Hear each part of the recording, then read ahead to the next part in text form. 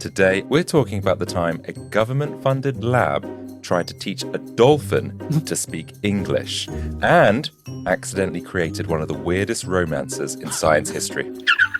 Back in 1965, a young woman moved into a flooded apartment with a dolphin. Oh, did she leave the water running or something? Oh no, it's purposely flooded. For the dolphin. For the dolphin! Yeah. She's living with a dolphin in her house. Yeah, his name was Peter and her name was Margaret. And that brings us on to John C. Lilly, the man who successfully got NASA to fund his language experiments with dolphins. Oh, so basically what you're saying is he just stepped over that fine line between kind of academic to absolute nutcase. What started as an experiment in language turned into something else, something the scientific community wasn't ready for. No one could quite explain, not even Margaret, because Peter the dolphin didn't just learn words, Kyle. He fell in love. He fell in love with her! And depending on how you look at it, Margaret may have loved him back. Yeah, and in more ways than one, Kyle. Well, I'm just going to say it. She him off. No! Shit!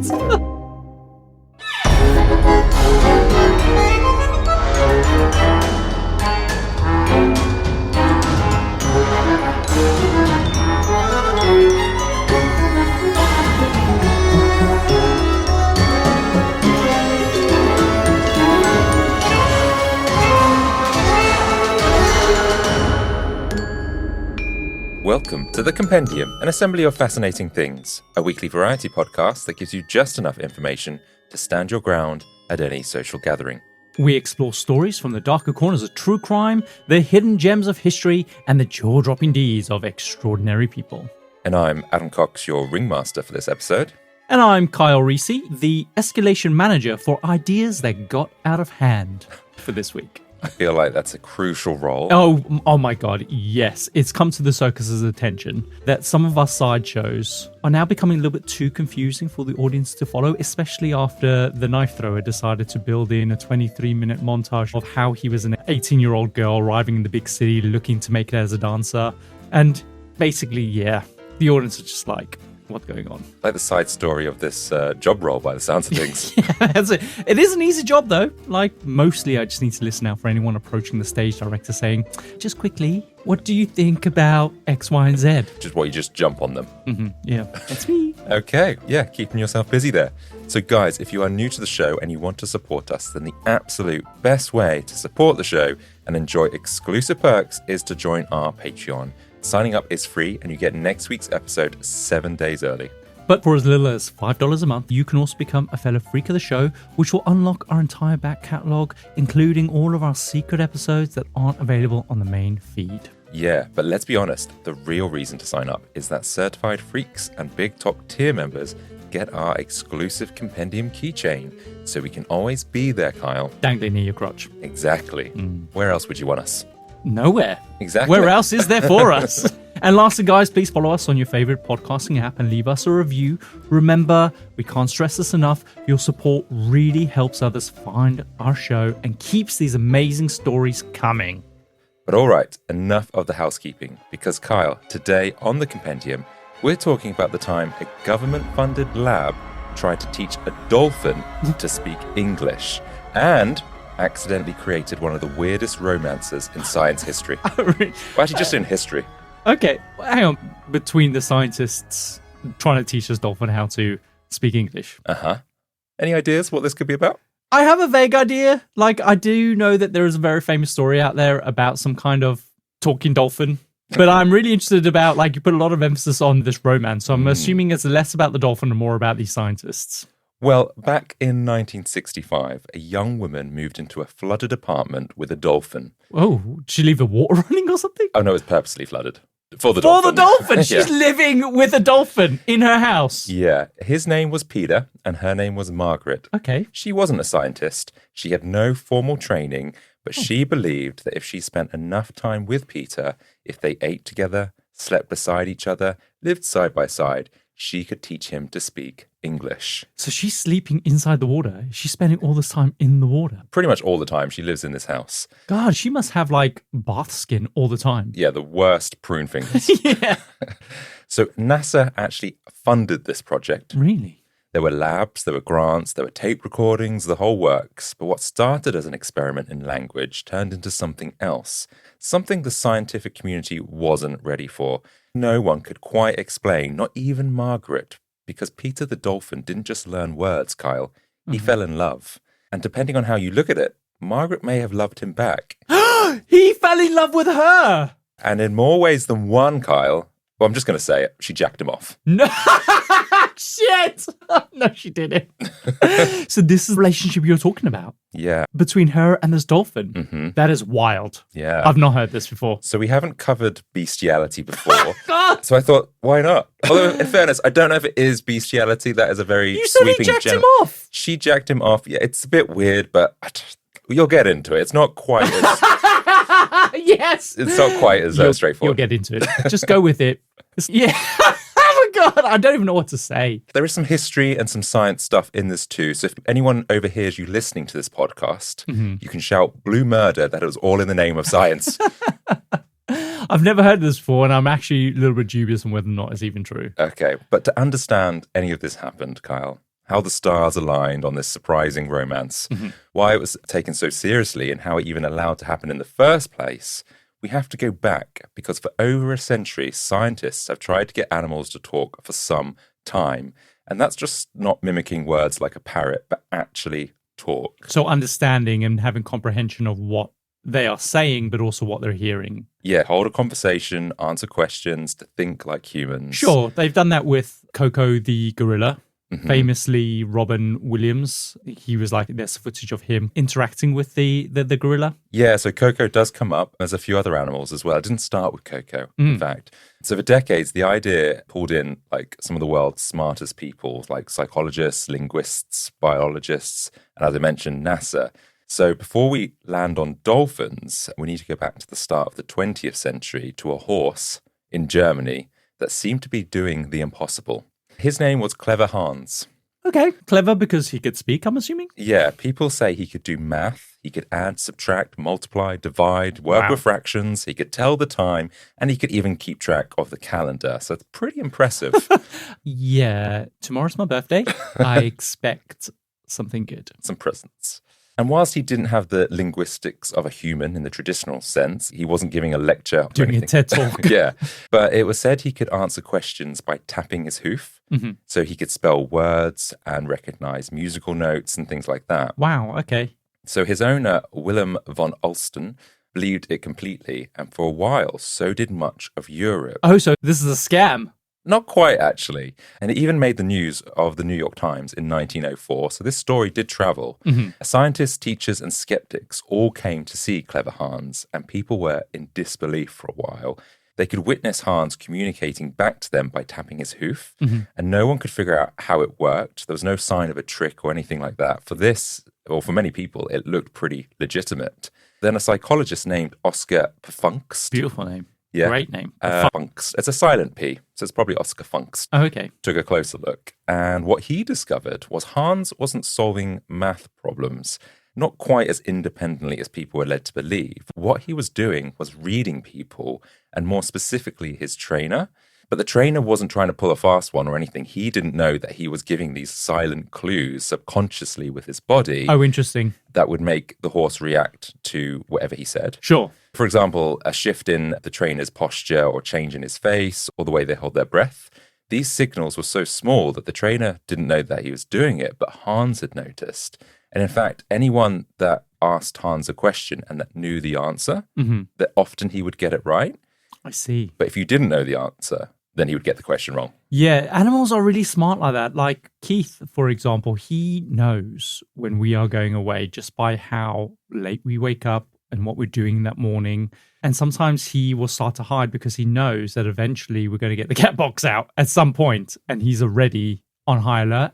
Yeah, he just knows something's off. Yeah, even sometimes when you pick him up I just think I'm picking him up normally. I'm taking him for a bath, but he knows the way I picked him up and when I picked him up that he's going for a bath, and he starts freaking out. It's bizarre. He's a smart cat. So, and I'm assuming other animals like Clever Hans is picking up on some of these cues, right?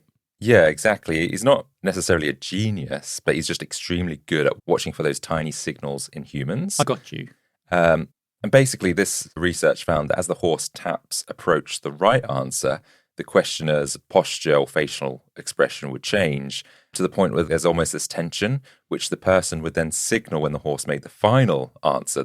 He would do he would stop like, tapping. Oh, essentially. a sense. He's got the right answer, and like the eyes might light up, and then the horse would pick up on that. So it's still pretty impressive that the horse was able to pick up on this, but he couldn't do it independently, of course. So clever Hans was just like average Hans.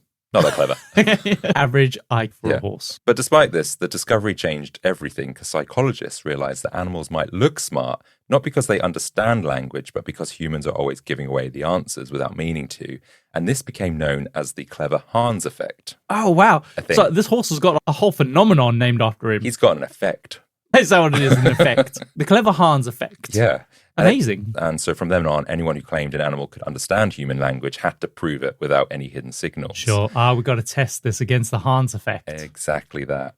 So he made this whole study a lot more serious and people were like way more into it. Mm-hmm. And so by the middle of the 20th century, psychology was then like focusing on the behaviorism of animals. And it taught that all learning came from rewards and conditioning. So if language was just a behavior, something learned through sound, response, etc., then in theory, animals should be able to learn that too. Sure.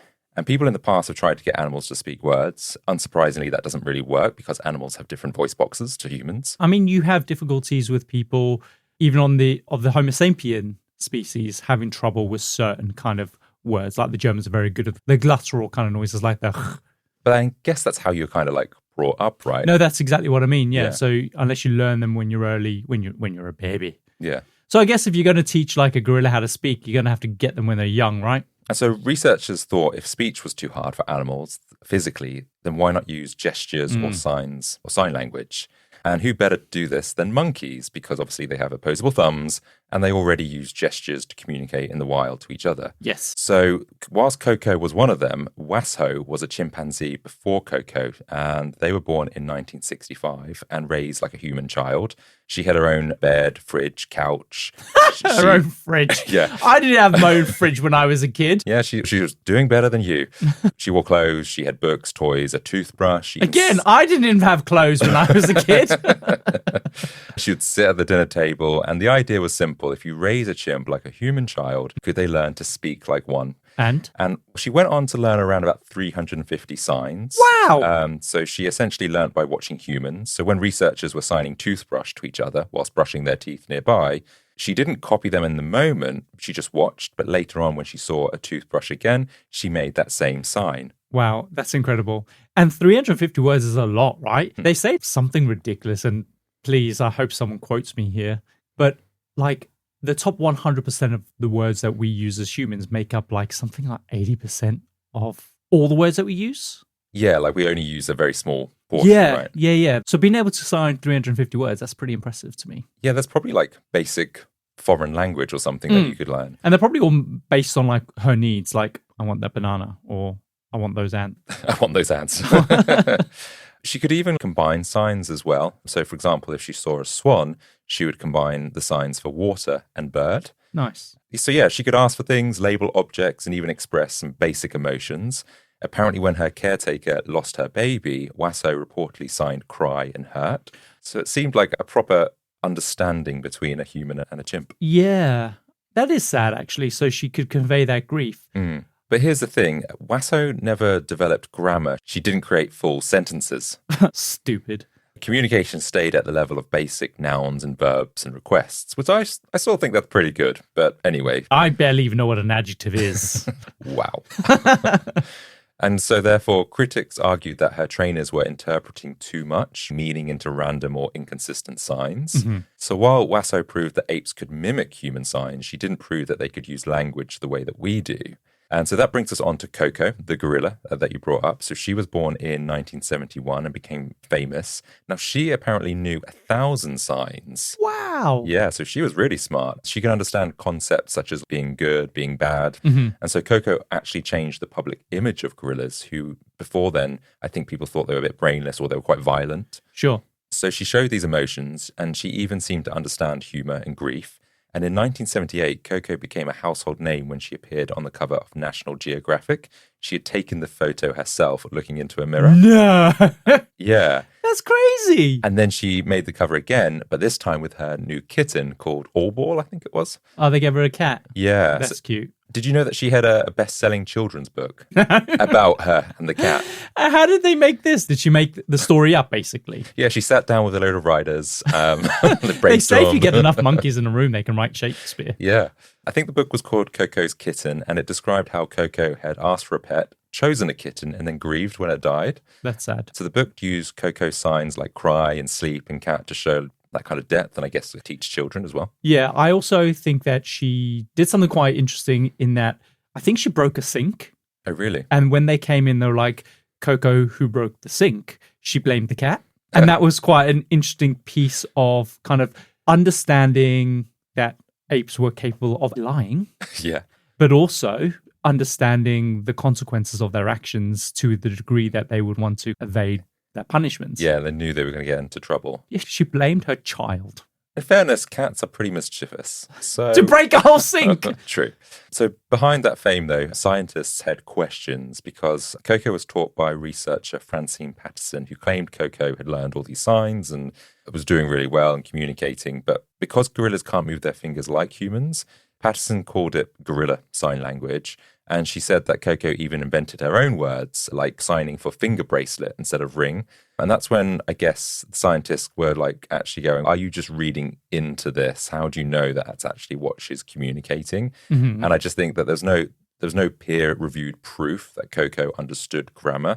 And so therefore, I guess people started to then question how they weren't as confident that Coco was really interpreting human language. Sure, and like I just feels like people are criticizing this and like really picking holes in it, but what she is able to do is really incredible. She is communicating. I think so. Yeah, she's pointing at things. She's not doing it randomly. She's doing it for a reason. She wanted a kitten. That wasn't just random. Yeah. Do you know what I mean?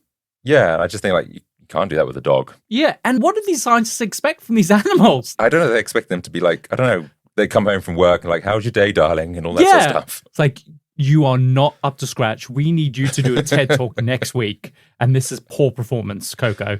You can't even open a banana. Yeah. Well, I mean, I think they can open bananas. It's probably the one thing they're really good at. True. But that's what I mean. So I guess there was just a lot of criticism or people were interpreting maybe the understanding. But I think it's true. I think they did have a basic understanding of human emotion. It sounds like it. So when we're getting on to the dolphin jacking off? So I will come on to the dolphin. Because that is what all of our listeners want to know. I'm just giving you like a little why we're here. Yeah, context, backdrop, blah, blah, blah. So yeah, by the time that Coco passed away in 2018, she was beloved by many, but I guess people still found her legacy a little bit murky. It wasn't clear cut. So the common belief that animals could communicate or express some level of actions, or how actually autonomous they were, was unclear. And that brings us on to John C. Lilly, the man who successfully got NASA to fund his language experiments with dolphins. Okay. Why dolphins specifically?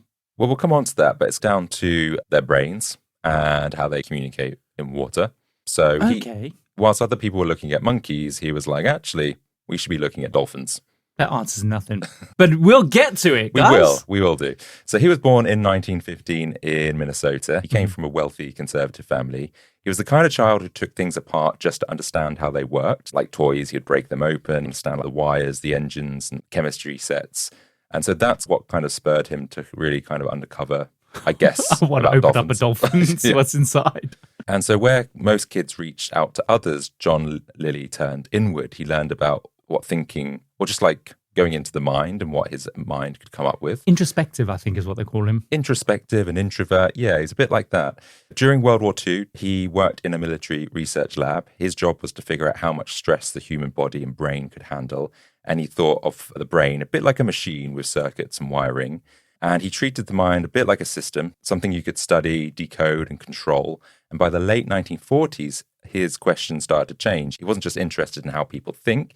He wanted to know where thought came from and what is a consciousness. Wow. And did he get the answer to that?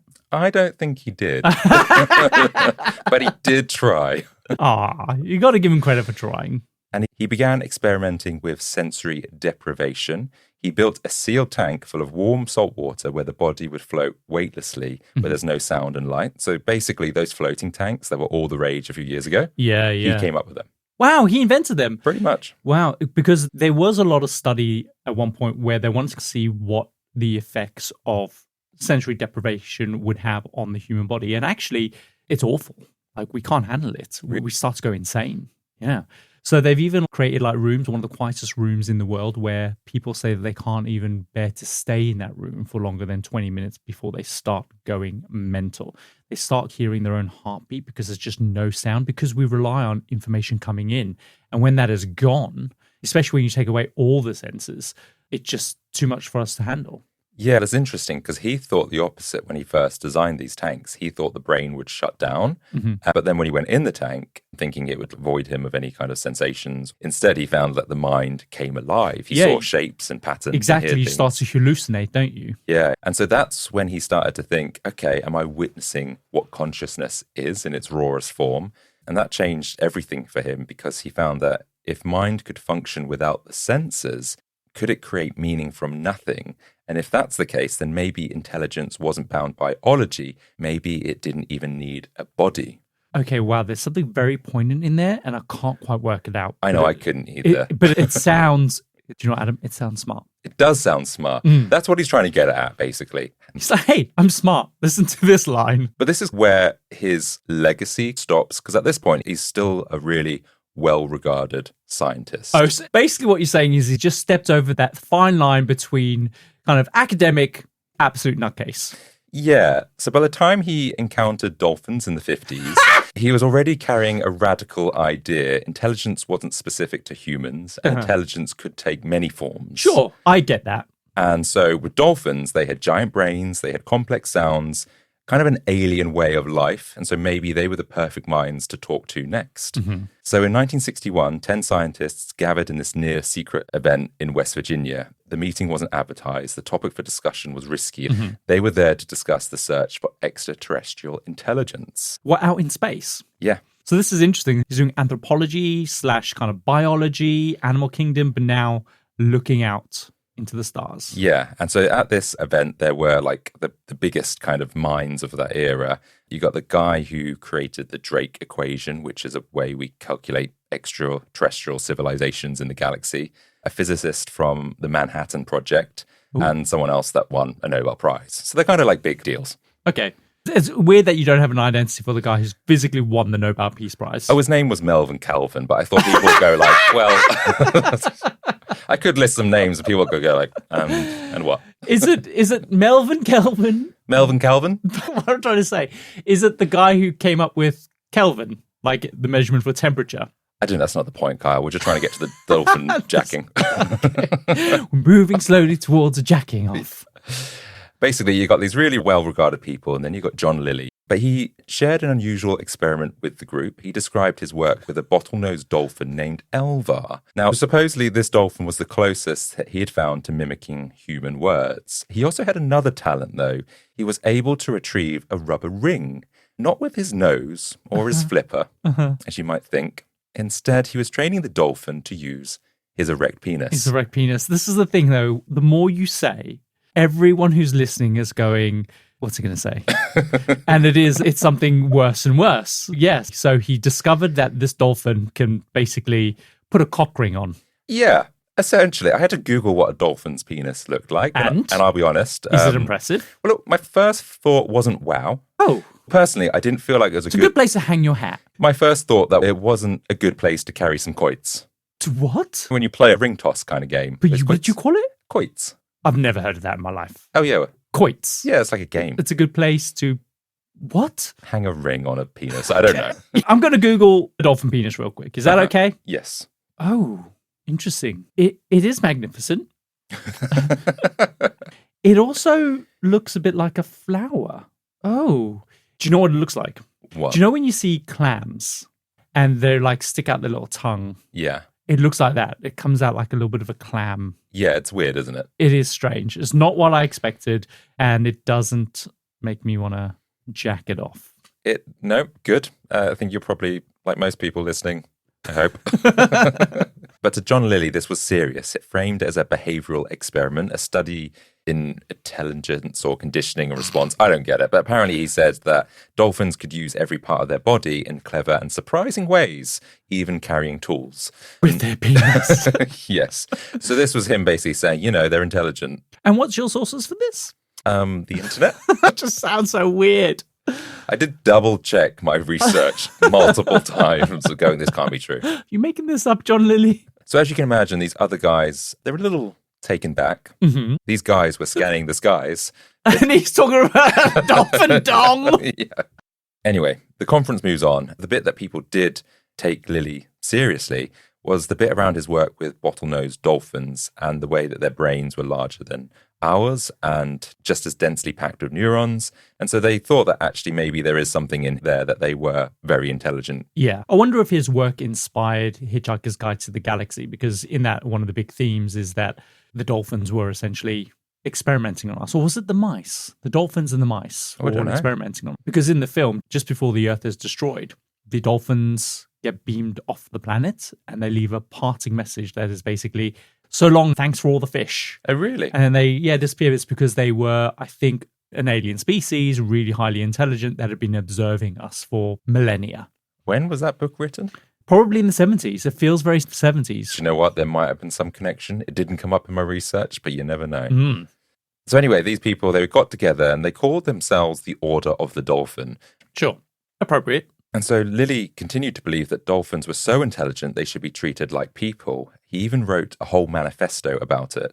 He said they weren't just animals, they were intelligent life forms and they deserved to be recognized.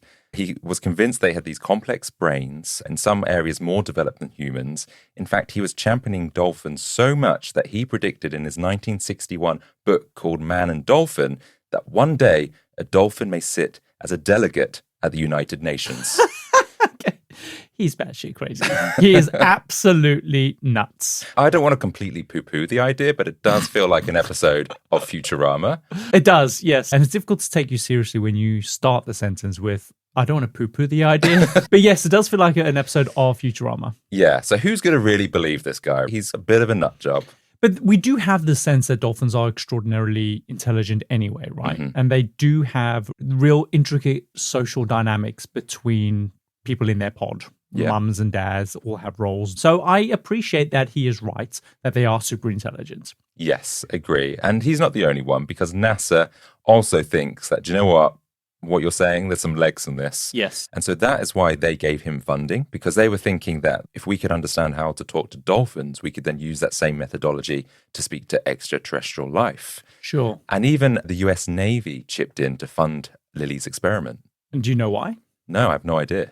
I know that the Army, at one point, they tried to do some research into seeing if they could use dolphins for various missions, mostly classified as like spying missions, where they would equip sensors to dolphins and then send them over enemy lines to spy on submarines and things like that. Ah, no way. Yeah, so I'm wondering like if, obviously they're probably not interested in whether or not the dolphin can actually say, hey dude, what's up? They want to kind of like send them off to just plant a bomb or kind of plant a listening device. I guess so. Or maybe they want to find a way to communicate to the dolphin to do the spying. Possibly, yeah. Wow. But how does it all fit into dolphin jacking? Okay, so with the money from NASA, John Lilly, he buys some land on a Caribbean island. He wants to build a custom lab for dolphins, and it would be called Dolphin House. Mm-hmm. And it's designed so that ocean water flows straight into the building, and then the lower levels were flooded with natural ocean water, and then upstairs would be other rooms which humans could then use. Sure. So like a symbiotic kind of environment where dolphins and man come together to live in harmony. Exactly. And there'll be other rooms where the humans and the dolphins could share the room. So like a dining area, for example. Okay, so what? The dolphin is sitting at the table. Yeah, so they shout, dinner's ready, and they all come round and... They're already strapped into the little high chair. Anyway, so it sounds a bit crazy. And if you're thinking, yes, is John Lilly a bit high? Yes. You'd be right. Okay, why? Is he like high in LSD or something? Yeah, we'll come on to that. But for now, he had NASA's backing. But things start to change. And this is when Margaret Howe Lovatt enters the story. Now, she is 23 years old. She's living on the island and she's working at a local restaurant when she first hears about the project. Mm-hmm. She's always been fascinated by animals, especially with the idea that one day you might be able to talk to them. Okay. Wasn't sure where that was going. She visited the lab, she asked questions, she showed interest, and eventually she was invited to volunteer. Her only required reading for the role was Planet of the Apes. That was it, because apparently that, I don't know, it's a serious experiment, so that's all she needs. It's also fiction. But it would give her a gist of what... I'm really questioning all the scientists' validity and credibility. So yeah, Margaret, she's given a notebook, a small salary, and a role in one of the strangest experiments of the 20th century. Mm-hmm. At the time, there were 3 dolphins at Dolphin House. There was Pamela, Sissy, and Peter. All 3 had previously been trained dolphins and worked on the show Flipper. But when that show ended, they were sold to the lab. And I guess it's a bit like a child actor. When the career is over, life isn't quite as glamorous as it once was. No, I mean, they're animals. I doubt their life was glamorous being in... You said like a show? Was it like a TV show or a... Yeah, Flipper. Never heard of Flipper? I have. I thought it was a film. I think they had a TV show and a film. Mm-hmm. Maybe both. Interesting. So they're all retired now, and now they're science dolphins. And so Margaret was assigned to work with the young male dolphin named Peter. The setup was assigned or volunteered? I guess that was the one that she would be focusing on rather than the other 2. Mm-hmm. The setup was unusual. He was young, curious, and just reaching maturity. Fuck me.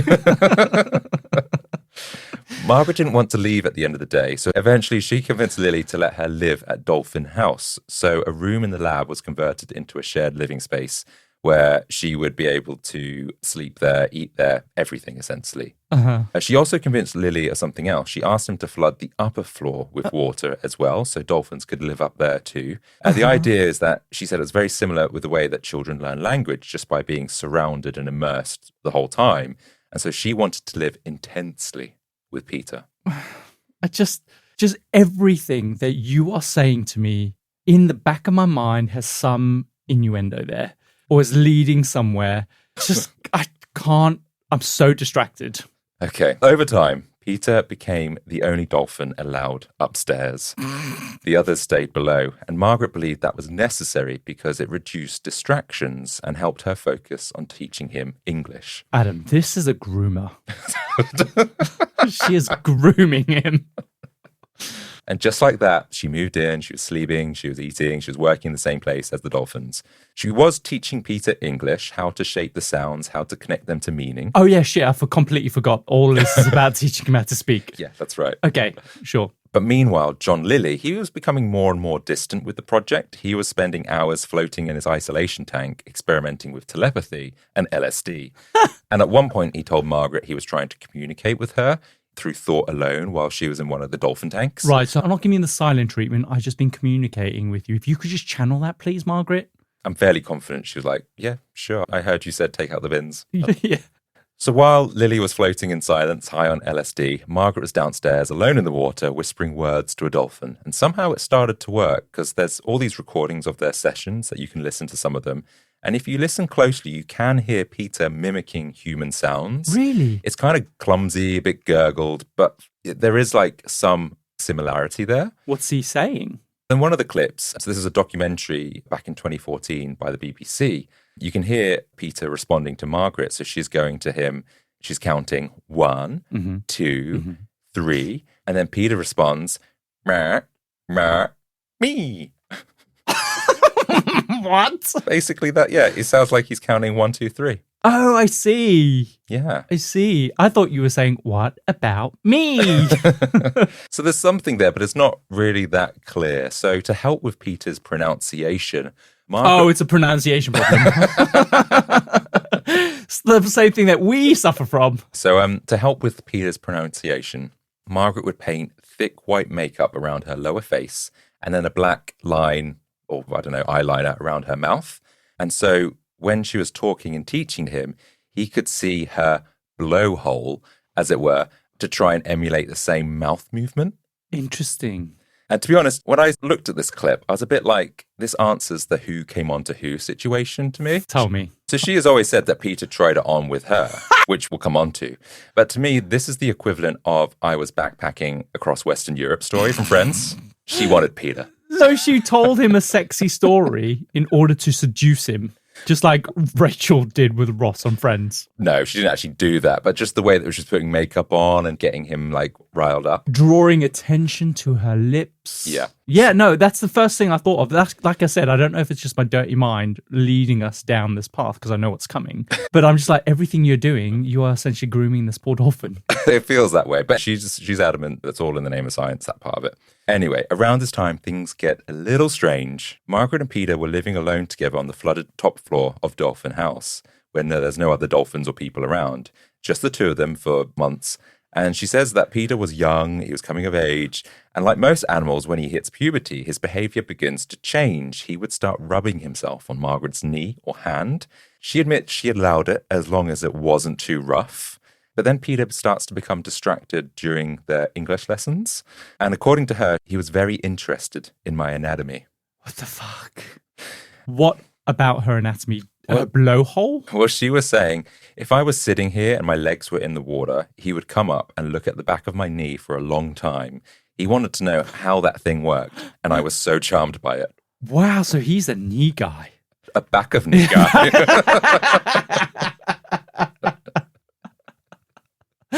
This is wild.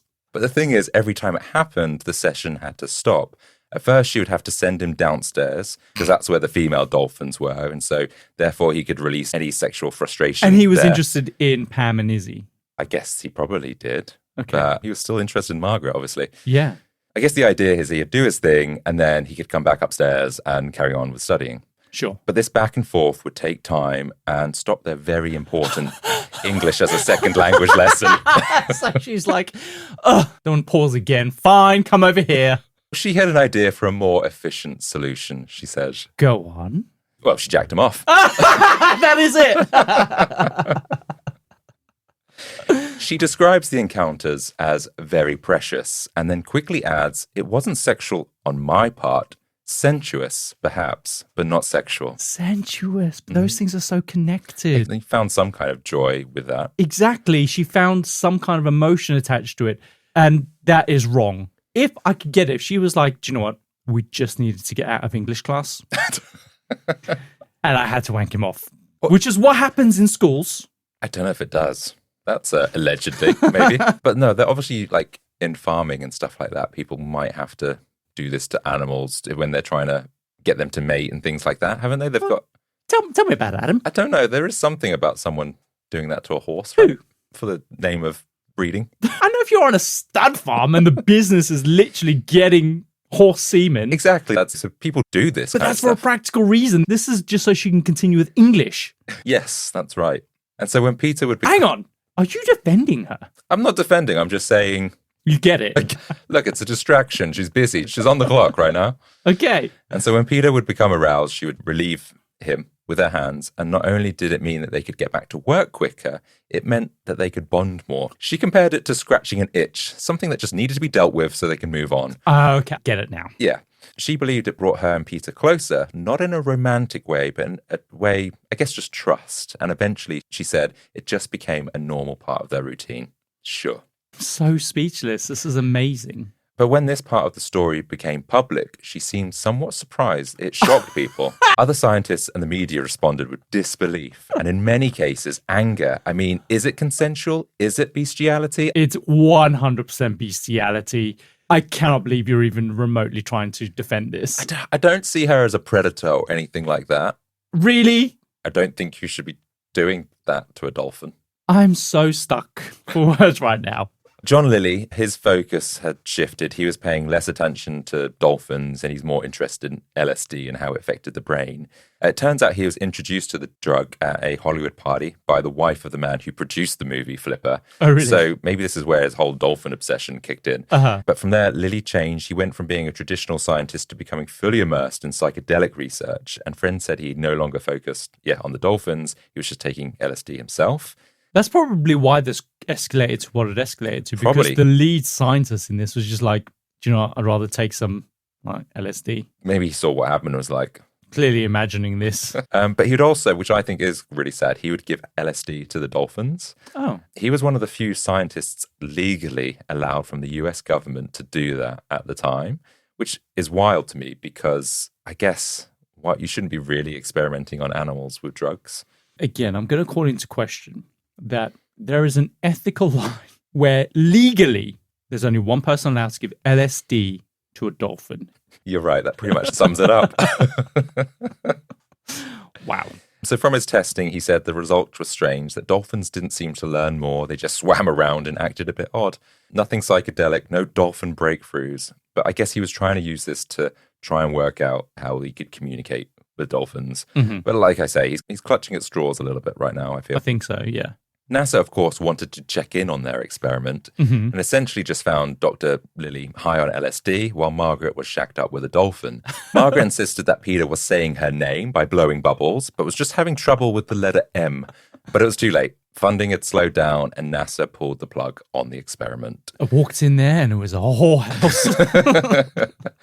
And so Margaret, she had to say goodbye to Peter and she wanted to stay with him. She did her best to, but he was moved to a much smaller lab in Miami where there wasn't much space, there was little sunlight, and it was quite sad kind of hearing about that because despite the weirdness of his relationship with Margaret, he did seem happy.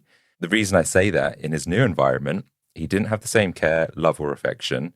And after a few weeks that they were separated, Margaret gets a phone call from John Lilly saying that Peter had died and that he had taken his own life. He had taken his own life! According to a dolphin expert, they said that's possible. He explained that dolphins don't breathe automatically like we do. They decide when to take a breath. So he just went to the bottom of the tank and just let himself die, basically. He decided not to breathe. And it's because, of course, he was depressed, but how much of that depression was because he missed Margaret? And I guess just the whole surroundings, right? He's at a tank that's probably not as nice. Sure. And he's not having the same care and interaction.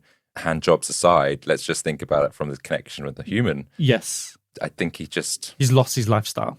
He was depressed. That's really sad, actually. And I mean, we are anthropomorphizing these dolphins. So obviously, they clearly think differently to humans. So maybe it's just not the right thing to do that. Yeah, good point. Margaret later said in an interview that Peter, he wasn't mine. She couldn't keep him. We couldn't elope. We couldn't just rush off into the sea and disappear, which I think is an interesting choice of words. Exactly. She's indicating that there was something sensual. There's a romantic element for sure. It wasn't just in the name of science, something clearly developed. Which is completely unethical. Still, life went on after the lab shut down. Margaret stayed on the island. She married a photographer who documented the project, so he must have known where her hands had been. And get this, years later, the couple moved back into the Dolphin House. By this point, the tanks had been drained and it was converted into a livable home. And they raised their 3 human children there for about a decade. Okay. So she moved back. She moved back because it meant something to her. Yeah, she said it was a good house. She described her time with Peter as a very close encounter. And in her words, I'm a human. I married a human. I had human babies. But I did have a very close encounter with one dolphin. And I was very, very lucky. Fuck me. Yeah, that's Margaret. As for Lilly, as I said before, he was losing the respect of the science industry, dabbling a lot more in drugs. He believed these experiences connected him with higher intelligences and opened access to other realities. He's just fallen off a cliff, man. Pretty much. His colleagues no longer respected him in the same way. He did write some books on consciousness and drugs, which made him a bit of an icon. And apparently he inspired the film Altered States in 1980 and helped popularize the use of float tanks. But he died at the age of 86 in 2001. He is still remembered for the pioneering of consciousness research, but also a cautionary tale about how drugs, obsession, and isolation can distort once grounded scientific work. Yeah, and distract you from keeping an eye on Margaret. Margaret, yeah. And finally, whilst years have passed since this experiment, the idea of talking to dolphins has never completely gone away. In 2023, researchers announced an AI model called Dolphin Gemma. It was built to study dolphin sounds and find patterns to look for the meaning in their noise. It's open source, which means scientists everywhere can help and input. And they believe they're making progress. And that's not the only thing. There's also another project called SETI, a group using underwater microphones and machine learning to study sperm whales. And the goal is the same, to finally understand how another species might talk to each other. Wow, okay, interesting. Yes, they're still adamant. Obviously, there's this communication that they have between each other. They whistle to each other. They recognize who each of them are. They solve problems together. They have relationships over a number of years. So I think there's probably is a lot to be learned from dolphins. Yeah, for sure. That sounds fascinating. So maybe the future isn't about teaching them to sound like us. Maybe it's about learning to listen better. Yes. And who knows, maybe one day we'll finally understand what they've been trying to say all along. But I reckon they're still... Peter was groomed! I reckon they're still gossiping. I reckon it's passed down through generations and generations about Peter and Margaret. Oh my God.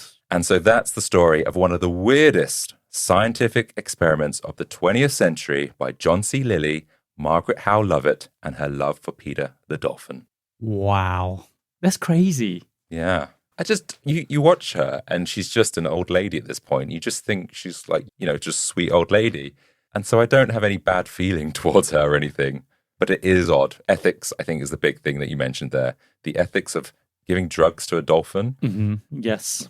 Letting a relationship with a human and a dolphin get to that stage. Or letting another human being allow a relationship between her and the dolphin get to that stage. I don't think. But he seemed happy. He seemed very happy. Well, of course, he's getting his jollies off. Yeah, she's got sexy back of knees. That's crazy. I'd never heard of that story before, actually. Well, there you go. Feel informed and educated. I do feel very informed and very educated. So, Adam, yes, a great story. But do you fancy doing some member shout-outs? Let's do it. As you all know by now, HR has been hard at work assigning the ideal job roles to all of our certified freaks and big top tier members. The only problem is, while we know what your job title is, we don't actually know what your job description entails. So when you hear your name, take note of your job title, then using the link in the show notes, submit your official job description to HR. And of course, the best ones we will read on a future episode. What HR want to know is what your duties involve, who you report to, and of course, any major incidents that have happened under your watch. So this week, we'd like to extend a very big welcome to Lindsay Ray, our Carousel Rotation Ethics Compliance Monitor. This is what Peter needed in his story. An ethics compliance monitor. True. And then we've got Anne. She's our shadowy archivist of unreturned keychains. Yep. People have been sending the keychains back. Quality control, I see. We have Orla Nikunura. She is our clown nose glow intensity regulator. Too much glow. Then we've got Carrie Armstrong. She's our acting supervisor of misfiled circus blessings and curses. Yeah. I don't think there's any blessings. The curses, man. Yeah. We were hoping to get more blessings and less curses. That's what she's there to do. We have Katie Sanderson, monitoring lead for mildly concerning audience gasps. I like that one a lot. Ooh, they gasped in the wrong place there. Yeah, what's that about? That's mildly concerning. Not seriously, just mildly. Just mildly. And then lastly, we have Eliza Gilliam. She is our Ringmaster Gesture Standardization Reviewer. Wow. Yeah, I guess we're the Ringmasters, so she makes sure that we follow suit every We're week. standard. Yeah, just standard. And guys, remember, if you are a certified freak or a big top tier member and you didn't hear your job title this time, then don't panic, because your role does exist somewhere in Sue's deep, wide filing cabinet. And we will read more of them on a future episode. But if you want yours now, then all you need to do is just message us on Patreon or Instagram, and we'll dig yours out so you can get cracking on your job descriptions. Right then, shall we run the outro for this week? I think I'm ready to go. And that brings us to the end of another fascinating foray into the compendium, an assembly of fascinating things. If today's episode sparks your curiosity, then please do us a favor and follow us on your favorite podcasting app. It truly makes a world of difference and helps others find the show. And for our dedicated freaks out there, don't forget, next week's episode is already waiting for you on our Patreon. It's completely free. But if you want even more, then you can join our Certified Freaks tier and unlock our entire archive, delve into some exclusive content, and get a sneak peek of what's coming next. We would love you guys to be part of our growing community. We drop new episodes every Tuesday. So until then, if your boss is taking LSD and asks you to speak to dolphins, then just quit. Yeah, just quit. Yeah. See you next week. See you next time.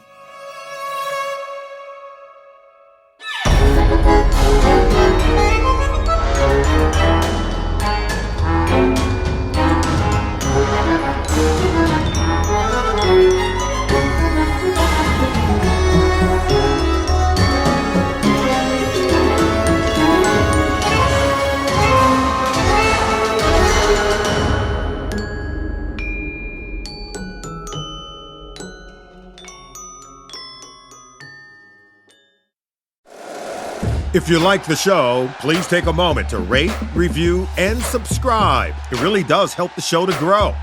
Thank you for listening.